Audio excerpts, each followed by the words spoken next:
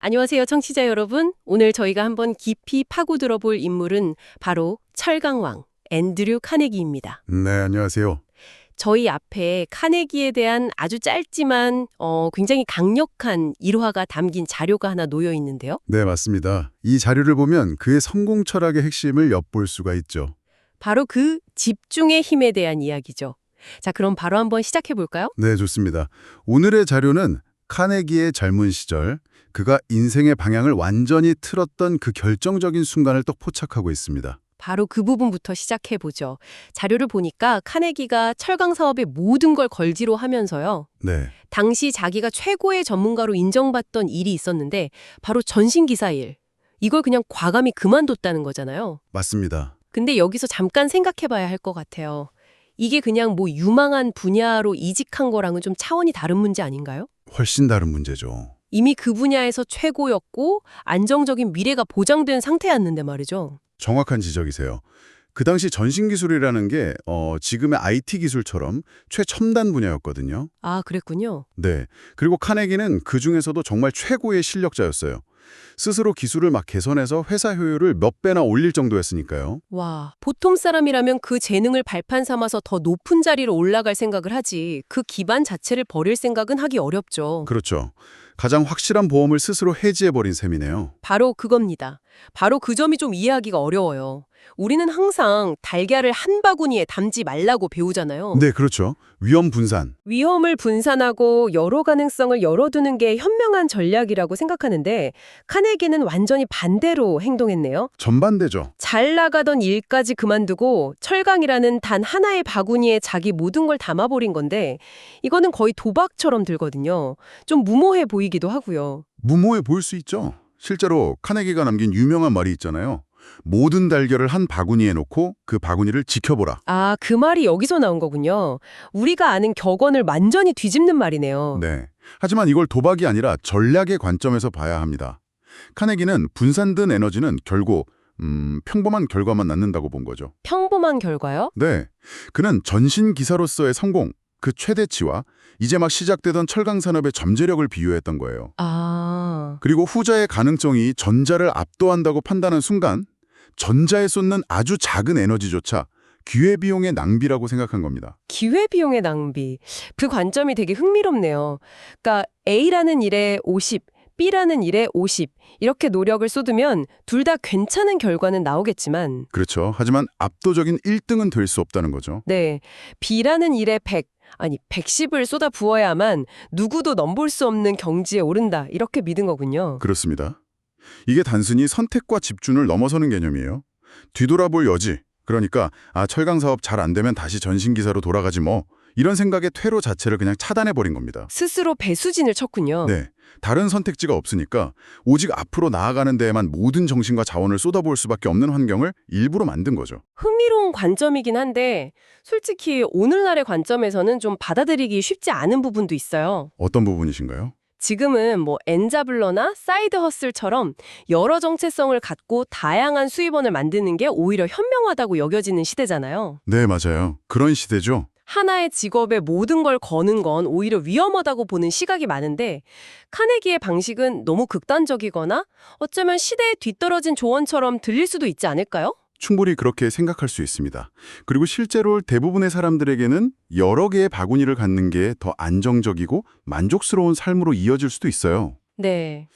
여기서 중요한 건 목표의 크기를 구분하는 겁니다. 목표의 크기요? 네. 카네기가 말하는 성공은 안정적이고 행복한 삶의 차원이 아니에요. 그는 한 산업의 판도를 바꾸고 역사를 새로 쓰는 수준의 정점을 목표로 삼았던 거죠. 아, 스케일이 다르군요. 그렇죠. 그리고 그런 비범한 성취는 비범한 희생을 통해서만 가능하다는 게 그의 철학의 핵심입니다. 여러 아름다운 언덕을 산책하는 것과 모든 걸 걸고 에베레스트를 오르는 건 근본적으로 다른 종류의 등반인 셈이죠. 목표의 크기에 따라 전략이 달라져야 한다는 말씀이시네요. 결국 카네기의 방식은 모두를 위한 성공 공식이라기보다는 네, 세상을 바꾸겠다는 수준의 야망을 가진 사람들을 위한 아주 극단적인 전략이라고 볼 수 있겠네요. 맞습니다. 그런데 이 전략에는 좀 치명적인 약점이 있어 보여요. 만약에 그가 선택한 그 하나의 바구니가 잘못된 것이었다면 어떻게 됐을까요? 아주 중요한 질문입니다. 모든 걸 걸었는데 그 산업 자체가 사양길로 접어들었다면 그의 모든 노력은 그냥 물거품이 되었을 텐데요. 바로 그 지점이 카네기 전략의 가장 중요하고도 어려운 부분입니다. 어떤 바구니를 선택할 것인가 하는 문제죠. 그렇죠. 그의 대담한 올인 뒤에는 시대의 흐름을 읽는 아주 냉철한 분석이 있었어요. 그는 시대혁명의 거대한 흐름 속에서 미래 사회의 모든 기반 시설, 즉 철도, 다리, 건물, 기계의 뼈대가 처리될 거라는 사실을 간파했습니다. 아, 그냥 직감이 아니었군요. 절대 아니죠. 이건 시대의 수요와 기술의 발전을 꿰뚫어본 통찰의 결과였습니다. 그의 집중은 맹목적인 열정이 아니라 확신에 찬 계산에 기반한 거였어요. 그렇다면 바구니를 잘 고르는 눈이 모든 것을 쏟아붓는 용기보다 어쩌면 더 중요하다고 할 수도 있겠네요. 그럴 수 있죠. 순서상으로도 그게 먼저 와야 하고요. 그런데 카네기의 집중에는 또 다른 측면도 있지 않나요? 그가 그 하나의 바구니를 지키기 위해 어떤 일까지 했는지를 보면 이 전략이 단순히 효율상만을 의미하는 게 아니라는 생각이 들어요. 굉장히 공격적이고 때로는 좀 무자비한 모습도 보였으니까요. 네, 맞습니다. 바구니를 목숨처럼 지켜라라는 말의 이면을 들어가 봐야 합니다. 카네기는 목표 달성을 위해서라면 경쟁사를 흡수하고 노동자들을 가혹하게 대하는 등 수단과 방법을 가리지 않는 걸로도 유명했죠. 홈스테드 파업 사건이 대표적이죠. 네, 1892년의 홈스테드 파업은 그의 어두운 면을 상징적으로 보여주는 사건입니다. 자신의 설강서 노동자들이 파업을 하니까 용병까지 동원해서 유혈 진압을 강행했죠. 아, 이 사건으로 수많은 사상자가 발생했고 카네기는 평생 노동자의 적이라는 비판을 받게 됩니다. 하나의 목표에 대한 집착이 그런 비극을 낳은 거군요. 결국 그의 집중이라는 게 목표 달성에 방해되는 모든 것, 심지어 인간적인 가치나 도덕성까지도. 네, 그것마저도 기회비용으로 간주하고 재고해버리는 냉혹함과 연결돼 있었던 거죠. 이건 성공의 대가가 너무 큰 것 아닌가요? 바로 그 지점이 우리가 카네기를 통해 얻어야 할 가장 중요한 통찰 중 하나입니다. 위대한 성취에는 반드시 그에 상응하는 그림자가 따른다는 것이죠. 그림자요? 네. 스티브 잡스가 혁신적인 제품을 만들려고 직원들을 극한까지 몰아붙였던 것처럼 위대한 인물들의 업적 뒤에는 우리가 미쳐보지 못하거나 외면하고 싶은 희생과 대가가 있는 경우가 많습니다. 카네기의 사례는 우리에게 묻는 거예요. 당신은 당신의 목표를 위해 어디까지 희생할 준비가 되어 있는가? 이 질문은 단순히 시간이나 노력을 넘어서 때로는 양심이나 평판까지도 포함할 수 있는 무서운 질문이죠. 이야기를 듣다 보니까 카네기라는 인물이 훨씬 더 입체적으로 보이네요. 단순히 집중해서 성공한 사람이 아니라 거대한 야망과 그것을 이루기 위한 냉철한 계산, 그리고 그 과정에서 드러난 비정한 면모까지. 네, 모두 가진 복합적인 인물이었죠. 그렇다면 그가 그렇게 모든 것을 희생하면서 지켜낸 그 하나의 바구니, 즉 막대한 부는 그에게 어떤 의미였을까요? 그냥 돈을 쌓아두는 게 목표였을까요? 여기서 카네기 철학의 두 번째 막이 열립니다. 많은 사람들이 그의 전반부 인생, 즉 부를 축적하는 과정에만 집중하는데요.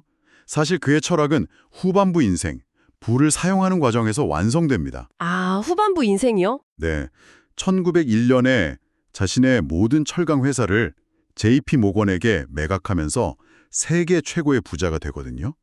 그리고 그 순간 사업에서 완전히 손을 떼고 인생의 두 번째 목표에 집중하기 시작합니다. 그게 바로 자선 사업이었죠. 맞습니다. 바로 자선 사업이었죠. 아, 그 유명한 부의 복음이 여기서 나오는 거군요. 네, 맞습니다. 그는 부자로 죽는 것은 부끄러운 일이다 라는 유명한 말을 남겼습니다. 그리고 자신의 인생을 두 단계로 명확히 구분했어요. 어떻게 구분했나요? 전반부는 부를 얻기 위해 모든 에너지를 집중하는 시기, 그리고 후반부는 그 부를 사회를 위해 의미 있게 사용하기 위해 모든 지성을 집중하는 시기로요. 와, 그는 도서관, 대학, 연구소 등을 설립하는데 전 재산의 90% 이상을 기부했습니다. 근데 중요한 건 그가 돈을 그냥 흩뿌린 게 아니라는 점이에요. 그냥 준 게 아니다. 네, 그는 자선 사업에도 철강 사업을 할 때와 똑같은 원칙, 바로 선택과 집중의 원리를 적용했습니다. 자선 사업의 선택과 집중이란요? 그건 구체적으로 어떤 방식이었죠? 그는 단순한 시혜나 구제는 개인의 자립심을 해칠 뿐이라고 생각했어요. 아, 대신 사람들이 스스로 발전할 수 있는 기회와 기반을 제공하는 데 집중했습니다. 예를 들어 미국 전역에 2,500개가 넘는 공공도서관을 지었는데요. 조건이 있었습니다. 조건이요? 도서관은 지어주겠다. 대신 해당 지역사회가 부지를 제공하고 운영비는 직접 책임져라. 이런 조건이었죠. 오, 그거 되게 현명한데요? 그렇죠. 지역사회의 참여와 책임감을 이끌어내기 위한 고도의 전략이었습니다. 그는 자신의 돈이 가장 효율적이고 지속 가능한 방식으로 사회에 기여하도록 철저하게 설계하고 관리했던 겁니다. 정말 대단하네요. 인생 전체를 하나의 거대한 프로젝트로 보고 전반전과 후반전의 목표를 명확히 설정한 다음에 각 단계마다 집중이라는 동일한 무기를 사용한 셈이군요. 바로 그겁니다. 불을 쌀 때 그 집요함과 냉철함을 불을 나눌 때도 똑같이 발휘했다는 점이 정말 놀랍습니다. 그렇죠. 이런 관점에서 보면 그가 젊은 시절 전신기사일을 그만둔 것은 단순히 돈을 더 많이 벌기 위한 선택이 아니었을 수도 있어요. 그건 무슨 말씀이시죠? 어쩌면 그는 아주 오래전부터 자신의 인생 전체를 관통하는 거대한 계획을 그리고 있었고 철강 사업은 그 계획의 첫 단추, 즉 세상을 바꿀 만한 영향력을 얻기 위한 수단에 집중한 결과라고 해석할 수도 있다는 거죠. 와, 그렇다면 이 모든 이야기가 오늘을 사는 우리에게, 특히 청취자 여러분께는 어떤 의미를 가질까요? 처음에는 하나의 일에 올인하라는 단순한 메시지처럼 들렸는데 이야기를 나눌수록 훨씬 더 복잡하고 심오한 질문들을 던지는 것 같습니다. 맞습니다. 카네기의 삶은 우리에게 최소 3가지 수준의 질문을 던져요. 첫째는 전술적 질문입니다. 당신의 목표를 이루기 위해 당신은 지금 흩어져 있는 에너지를 한 곳에 모을 준비가 되어 있는가? 기꺼이 포기할 수 있는 다른 달걀들은 무엇인가? 네. 그리고 두 번째는 전략적 질문이겠네요. 당신이 모든 것을 담으려는 그 바구니는 시대의 흐름에 맞는 충분한 잠재력을 가진 것인가? 그 판단에 대한 명확한 근거를 가지고 있는가? 그렇죠. 그리고 마지막 3번째 질문이 가장 중요합니다. 뭘까요? 바로 철학적 질문입니다. 당신이 그 모든 희생을 감수하고 얻으려는 궁극적인 목표는 무엇인가? 그 하나의 바구니를 가득 채운 뒤에 당신은 그것으로 무엇을 할 것인가? 이 마지막 질문에 대한 답이 없다면 카네기의 집중은 그저 공허한 부의 축적 기술에 머무를 수 있습니다. 하지만 그 너머의 비전이 있을 때 그의 전략은 한 사람의 인생을 넘어 사회 전체에 의미 있는 유산을 남기는 강력한 도구가 될 수 있는 것이죠. 오늘은 앤드류 카네기의 일화를 통해 모든 것을 건다는 집중의 전략에 대해 아주 깊이 있게 이야기 나눠봤습니다. 잘하던 일까지 포기하며 하나의 목표에 모든 것을 쏟아부은 그의 결단에서 시작해서 그 전략의 어두운 그림자, 그리고 인생 후반부를 통해 완성된 그의 철학까지 살펴봤는데요. 네, 분산과 안정을 추구하는 이 시대에 그의 삶은 오히려 더 날카롭고 도발적인 질문을 우리에게 던지는 것 같습니다. 카네기의 철학은 안전한 분산과 위험하지만 잠재력 큰 집중 사이의 선택을 넘어섭니다.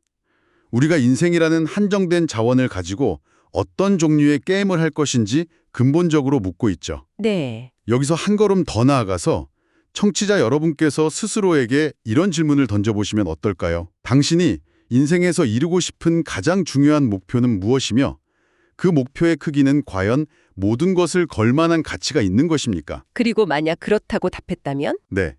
당신은 그 대가로 무엇을 기꺼이 포기할 수 있습니까? 그 질문에 대한 답을 찾아가는 과정이야말로 오늘 우리가 함께한 탐구의 진정한 의미가 될 것입니다.